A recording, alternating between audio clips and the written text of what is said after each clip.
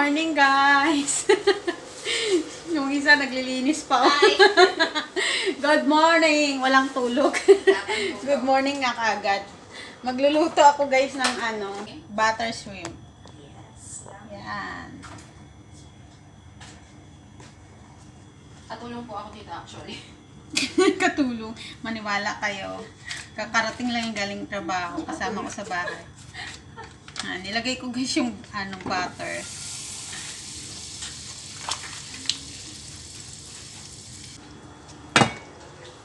Guys, sabi ko magluluto na ako ng shrimp, pero hindi ko pa pala na linisan yung shrimp. Maglinis muna ako.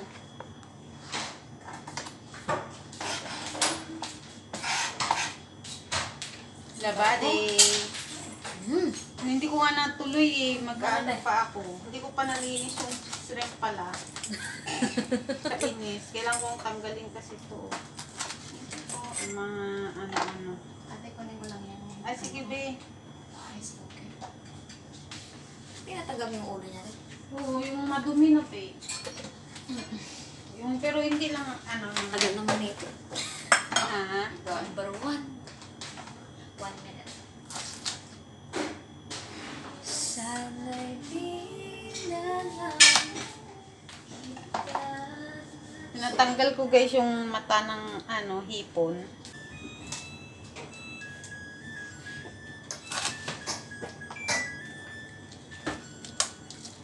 Tapos na.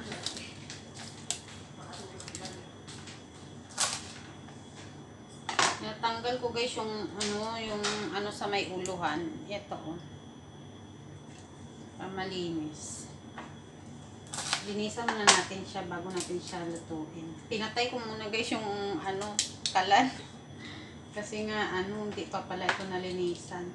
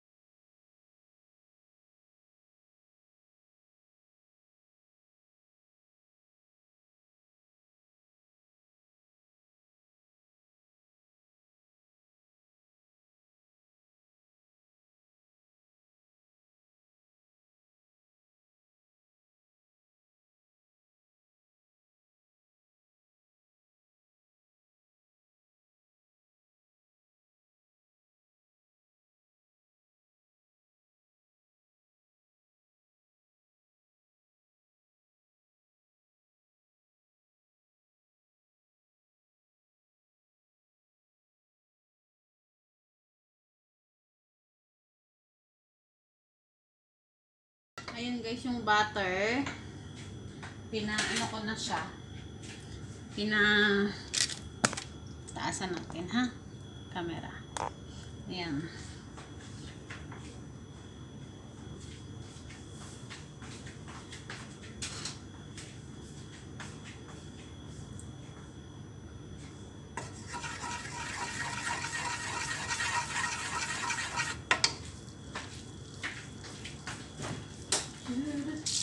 Ayan.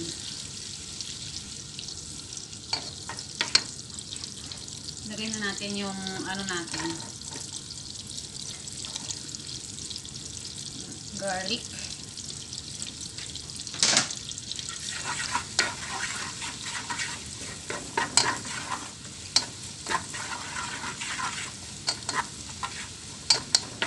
Garlic shrimp yung lulutuin ko, guys.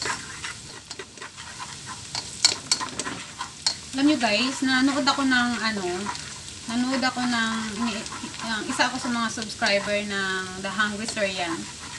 Familiar ba kayo doon? Yung sa Hungry Syrian na vlogger. Isa siyang famous na vlogger sa Pinas. Napamilyaran niyo ba yun? Napanood niyo ba yung vlog na kasama niya si tinatawag ng tatay, si Muti? Si Buti ba yun? Napanood niyo ba yun, guys? Panoorin niyo yung Hungry Syrian. Nakaka-disappoint yung isang Korean guy na tinulungan ni Hungry Syrian. Isang yun? Oo. Syrian yung vlogger. Tapos tinulungan niyo yung isang Korea na nasa Pinas. Tinulungan niya, binigyan niya kahit off-cam, tinibigyan niya ng pera, pambayad sa utang. After all na tinulungan niyo, guys, ano niyo ba yung nangyari? Siya pa yung naging masama, si Hungry Syrian. Isa lang naman yung natin, yung purpose sa bakit tayo gusto nating maging vlogger, di ba?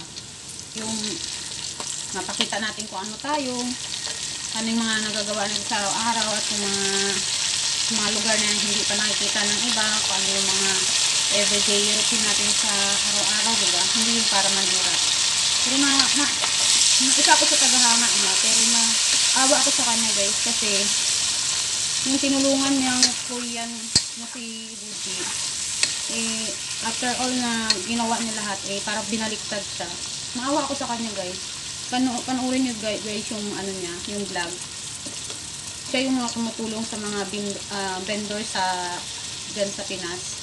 Marami na siyang mga tinulungan ng mga kabayan natin dyan sa Pinas. Kaya talaga, tinuring niyang parang tatay kasi nag-iisa lang wala siyang family sa Pinas. Tapos naawa siya dito sa isang Korean vendor, tinulungan niya, binigyan niya ng pera, nangingi sa kanya ng 50,000 pambayad sa utang, binigyan niya, binila niya pa guys ng ref. Pero ang kapalit sa kanya is binaliktad siya.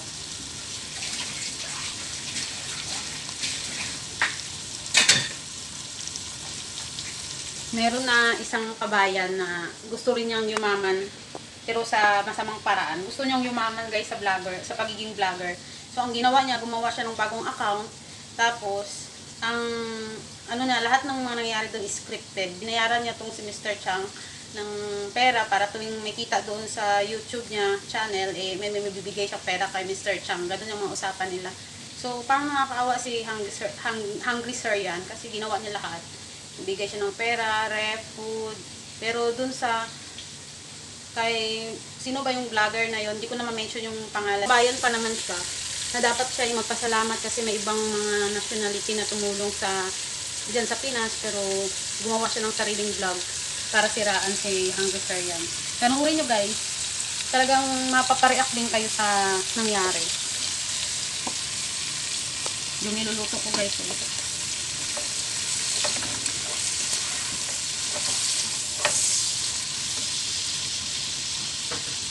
Nalagyan ko na siya guys ng black pepper. Saka syempre guys, hindi mawawala yung spicy. Nilagyan ko yan ng spicy. Gusto ko nga siya guys, lagyan niya ng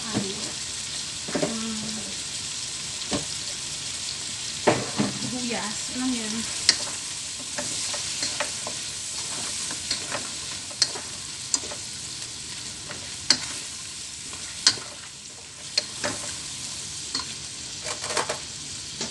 Lagyan ko siya guys ng sibuyas para masarap.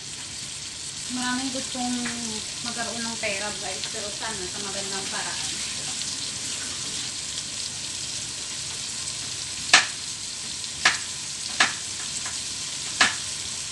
Pero ito si Mr. Chang guys, alam niyo ba?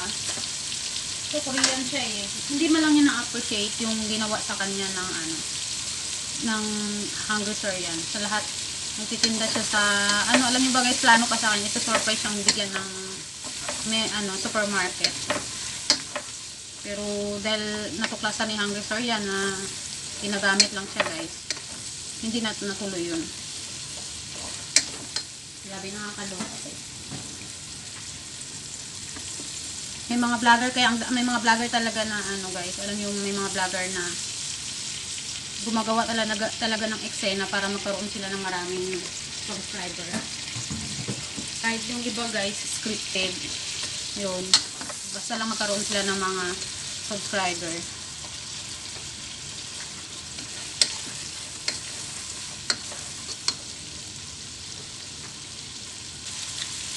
Nilagyan ko siya guys ng shrimp cube.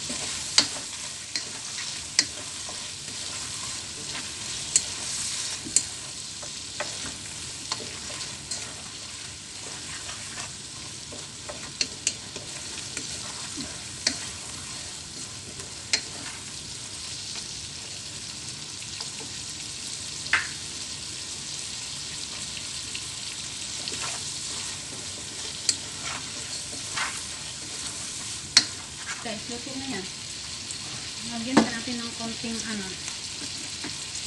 oil para marami.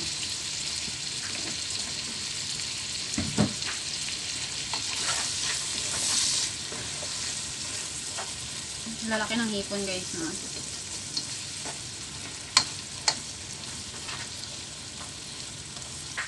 Alam nyo guys, ang nakapanghinayang lang yung kay Mr. Chang kasi doon na hindi ako guys nakamove on talaga sa Hungry Sir yan na vlogger. Naawa ako sa kanya.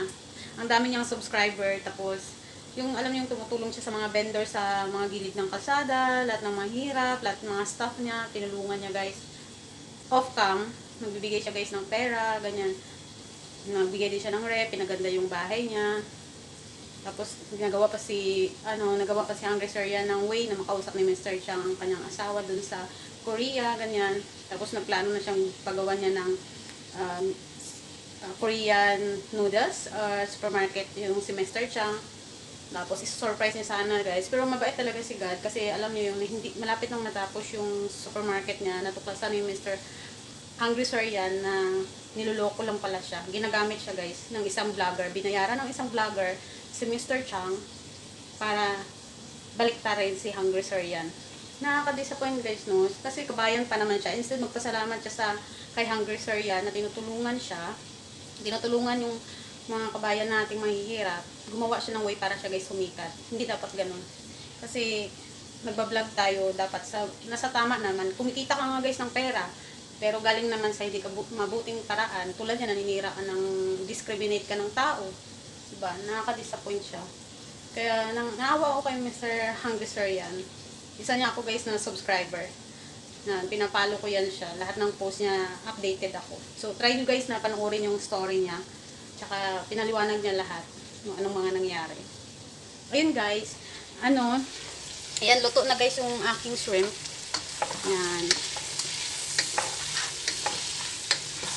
Yan, luto na siya guys.